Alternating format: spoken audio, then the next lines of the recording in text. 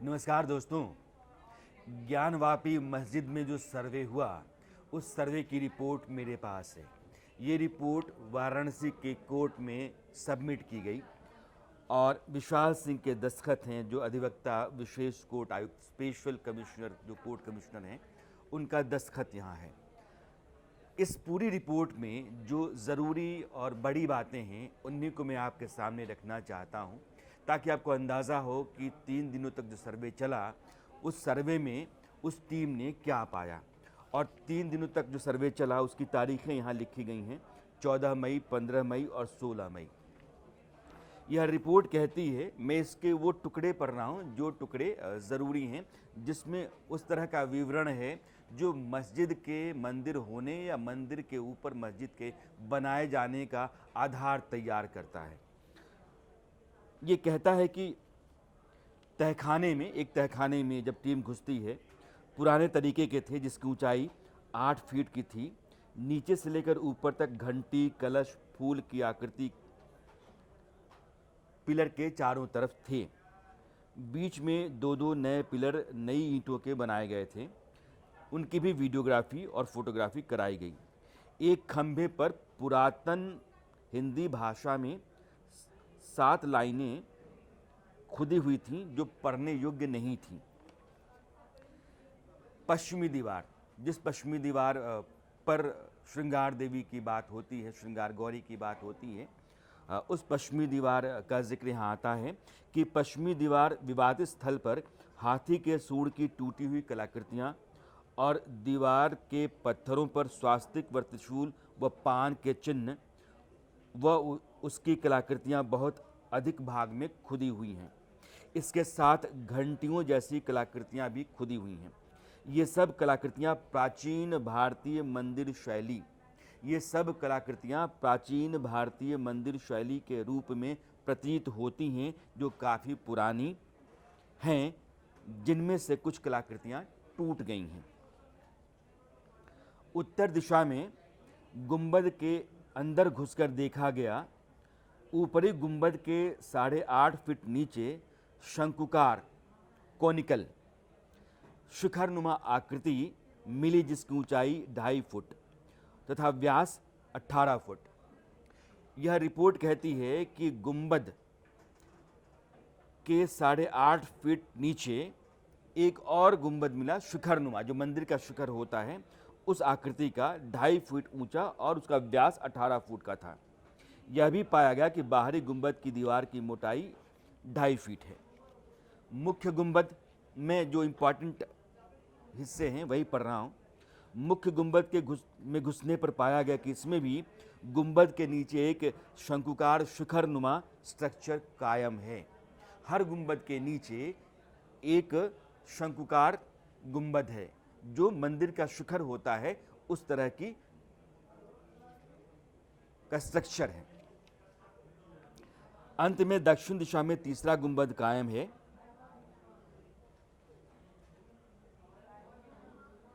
शिखरनुमा structure इसके अंदर भी है। पत्थर पर फूल, पत्ती व कमल के फूलों की कलाकृति मिली। इन तीनों बाहरी गुंबद के नीचे पाई गई 3 शंकुकार शिखरनुमा आकृतियों को वादी पक्ष द्वारा प्राचीन मंदिर की ऊपर के शिखर बताए गए, जिसे कि प्रतिवादी पक्ष अधिवक्ता द्वारा गलत बताया गया। यानी कि जो मंदिर के पक्ष में वकील थे या वो दल था, उसने कहा कि गुंबदों के नीचे जो आपको शिखरनुमा ढांचा दिख रहा है, ये मंदिर के शिखर हैं, जिनके ऊपर गुंबद बना करके मस्जिद की आकृति दे दी गई।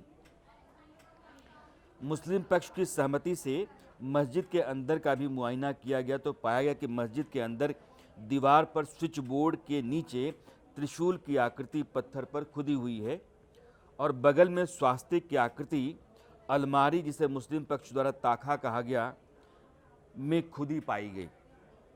इस कार्यवाही के दौरान वादी पक्ष के अधिवक्ता श्री सुभाष नंदन चतुर्वेदी और विष्णु शंकर जैन ने बताया कि इस तरह की कई हिंदू प्रतीक चिन्हों को इस विवादित परिसर में पूरी तरह और बावजूद प्रयास नहीं छिपाया जा सकता, और उससे ऐसे कई चिन्ह हर तरफ स्पष्ट दिखाई दे रहे हैं। इस मस्जिद के अंदर पश्चिमी दीवार में वैसी ही और हाथी के सूरनुमा आकृति का भी चिन्ह है। वादी के अधिवक्ता हरिशंकर जैन और विष्णु शंकर जैन और सुधीर त्रिपाठी द्वारा ध्यान आकृष्ट किया गया कि history of Banaras by professor S Altekar के द्वारा लिखी गई और view of Banaras James Prinsep द्वारा लिखी गई किताबें हैं, उसमें छपे पुराने आदि विश्वेश्वर मंदिर के ग्राउंड प्लान पूरी तरीके से मस्जिद के आधार से मिलते हैं।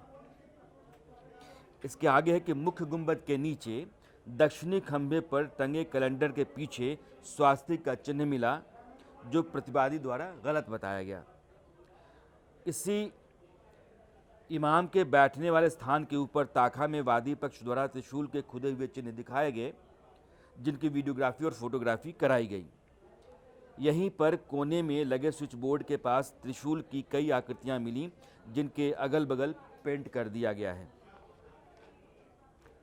मस्जिद के प्रथम गेट के पास जो उत्तर दिशा में है, उस पर वादी के अधिवक्ता ने 3 डमरू के बने हुए चिन्ह दिखाई दिए, जिन्हें प्रतिवादी गण में से प्रतिवादी संख्या 4 के अधिवक्ता मोहम्मद तौहीद और श्री मुमताज अहमद ने गलत बताया।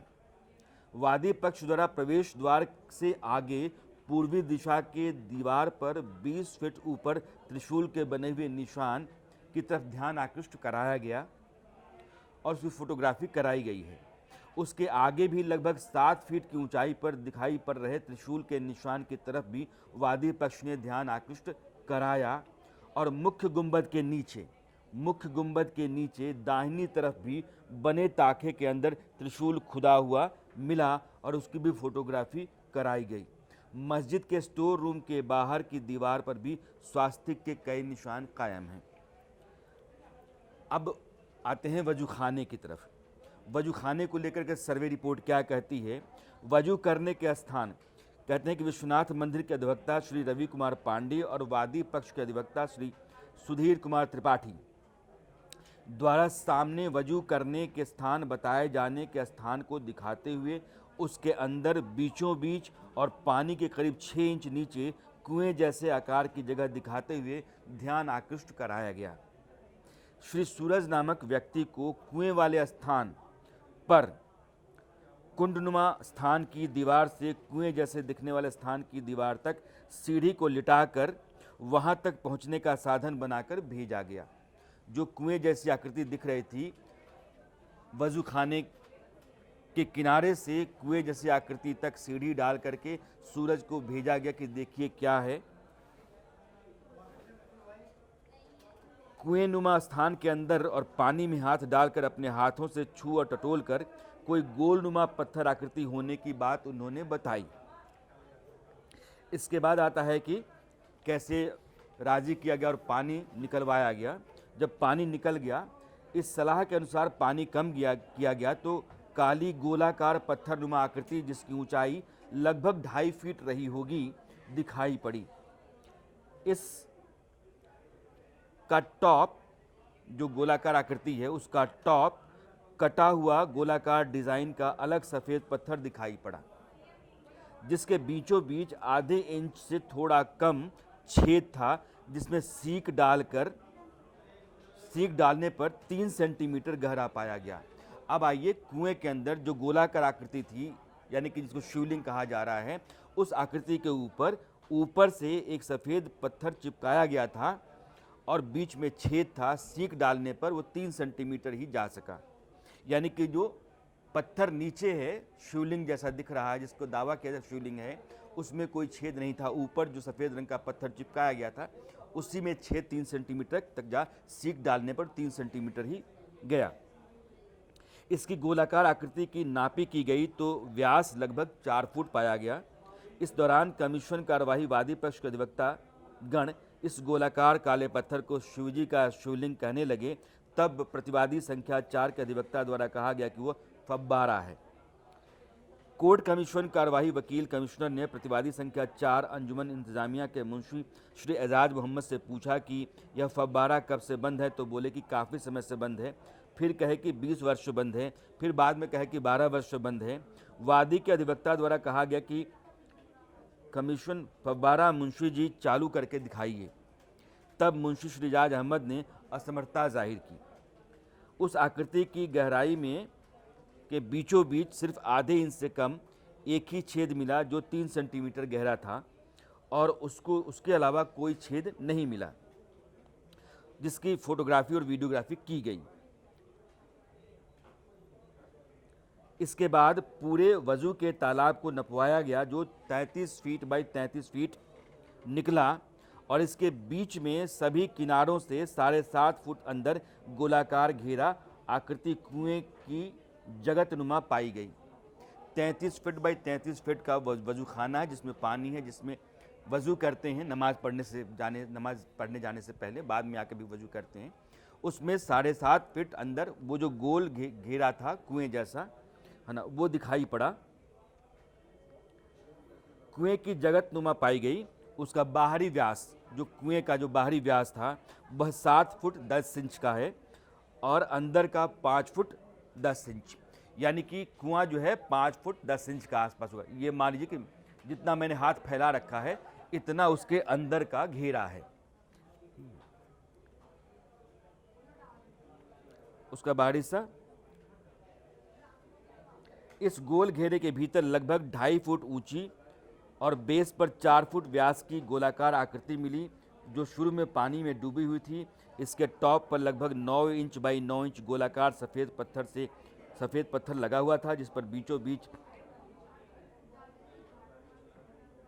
5 खांच पेंच दिशाओं में बनी हुई थी। इस पत्थर के नीचे लगभग